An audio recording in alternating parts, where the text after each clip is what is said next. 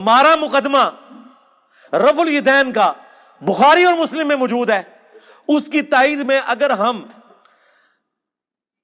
جز رفع الیدین سے یہ روایت لے کر آئیں جو روایت ہمارے نزدیک صحیح ہے، اگر کسی کی جرأت تو اس کا ذاتی اپنا کہ عبداللہ بن عمر ان کو کنکریاں مارتے تھے جو رفع الیدین سستی کی وجہ سے چھوڑتا تھا. کوئی کہتا ہے جی ٹھیک ہے، کئی محدثین نے اس روایت کو صحیح کہا لیکن میرے نزدیک صحیح نہیں ہے، میں اس لیے تائید میں پیش کروں گا. میرے نزدیک ایک تو وہ صحیح بھی ہے، دوسرا میرا اصلی مقدمہ تو بخاری مسلم میں ہے رفع الیدین کے ساتھ.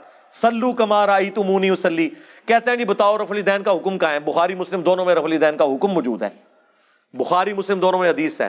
مالک بن حویرث کہتے ہیں ہم چند نوجوان تھے، تبوک کے موقع پر مسلمان ہوئے حضور کی وفات سے چند مہینے پہلے، اور ہم اپنے گاؤں ایریا سے آ کے مسجد نبوی میں رکے، آپ کی صحبت کی، 20 دن رہے حضور کے ساتھ دین سیکھنے کے لیے. کہتے ہیں پھر ہمیں گھر کی یاد ستانا شروع ہو گئی. ایک اچھا ٹیچر وہی ہوتا ہے جو فیس ریڈنگ کر لے. آپ تو کہتے ہیں نا حضور آپ کے زمانے میں ہوتا تو آپ کے ساتھ ہی رہتا، جو اس زمانے میں تھے انہوں نے اپنے کام بھی تو کرنے تھے نا، یہ دنیا میں نظام چل نہیں سکتا. تو وہ مالک بن حویرث کہتے ہیں حضور نے جب ہماری حالت دیکھی نا کہ اب یہ بچے انٹرسٹ لوز کر رہے ہیں، ان کو گھر کی یاد ستا رہی ہے، تو حضور نے خود ہی بلا کے کہا کہ ٹھیک ہے بس جاؤ. یعنی وہ شرم و شرمی خود تو نہیں کہہ رہے تھے حضور اجازت دیں، حضور نے کہا اچھا اب تم جاؤ.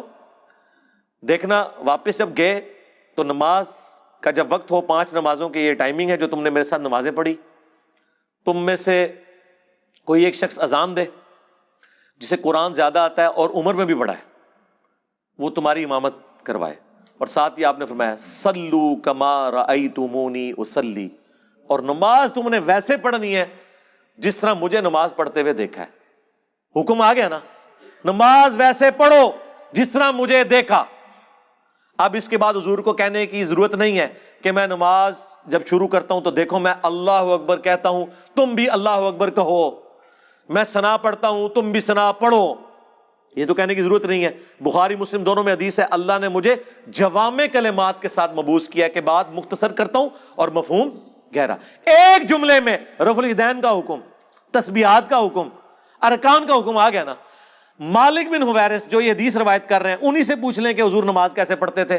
وہ تابعین کو نماز سکھا رہے ہیں اور کہہ رہے ہیں کہ اس وقت نماز پڑھنے کا میرا ارادہ نہیں تھا، میں صرف اس لیے نماز پڑھ رہا ہوں تاکہ تمہیں بتاؤں کہ نبی علیہ السلام نماز کیسے پڑھتے ہیں. بخاری مسلم دونوں میں موجود ہے. انہوں نے نماز شروع کی تو دونوں ہاتھ کانوں تک اٹھائے، مسلم میں کانوں تک ہے اور بخاری میں صرف الفاظ ہیں کہ ہاتھ اٹھائے. جب رکوع میں جانے لگے تو دونوں ہاتھوں کو بلند کیا کانوں تک، یعنی انگلیوں کے پورے کانوں کی سیدھ میں اور ہتھیلیاں کندھے کی سیدھ میں، اور رکوع سے سر اٹھایا تو ایسا کیا. اور بخاری میں یہاں تک ہے کہ مالک بن حویرث ہر طاق رکعت میں جب تک بیٹھ نہ جائیں دوسری رکعت کے لیے کھڑے نہیں ہوتے تھے، یعنی پہلی اور تیسری رکعت میں بیٹھ کے اٹھتے تھے، یعنی جلسہ استراحت. نبی اسلام سے انہوں نے دیکھا. جو لوگ کہتے ہیں حضور بوڑھے ہو گئے تھے اس لیے جلسہ استراحت کرتے تھے، احناف یہ مانتے ہیں کہ رسول اللہ صلی اللہ علیہ وسلم نے جلسہ استراحت کیا ہے، لیکن یہ جلسہ استراحت نام بتا رہا ہے کہ یہ راحت کے لیے ہے.